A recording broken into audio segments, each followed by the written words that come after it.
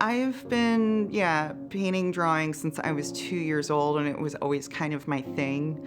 Always has been, even when I try to take a break. I think the longest I've gone without painting is maybe a month. In 2010, I started to do stuff that was very different from the portraits and figurative work I had done. I started doing these sort of, I would call it alien botany, these organisms that could sort of be macro universe or micro universe. It was only later after doing them that I found out that I had cancer and I had a large tumor growing with tentacles, and it looked exactly like what I had been painting. I even sent one of my surgeons pictures of what I'd been working on after she sent me photos of what she had cut out of my body, and it looked almost identical. So she was a little bit freaked out by that. So it's kind of like they're organisms that are trying to decide what they want to be. But I've always been interested in the history of medicine as well. So it's kind of cross-intersection of all these interests that I have. And then I put them in these very Renaissance portrait landscapes, or something that looks like Gainsborough could have done.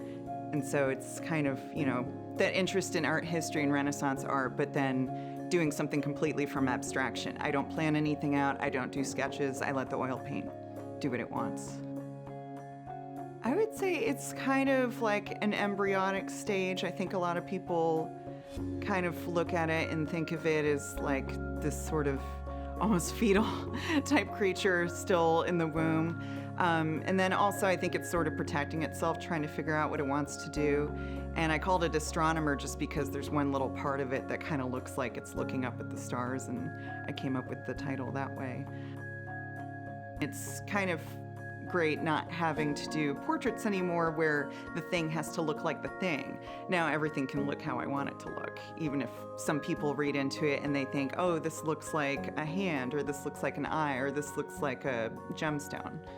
So that's been really interesting. I try not to diagnose or make comment on anything too much or make it look too much like anything that already exists. I like people to make up their own stories.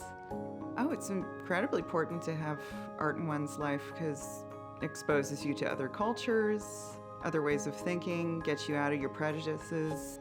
Culture's fragile. If, there was a great novelist or poet during Ramses II, we don't know about them now. Empires can end in an instant. So this is what we have to leave the world.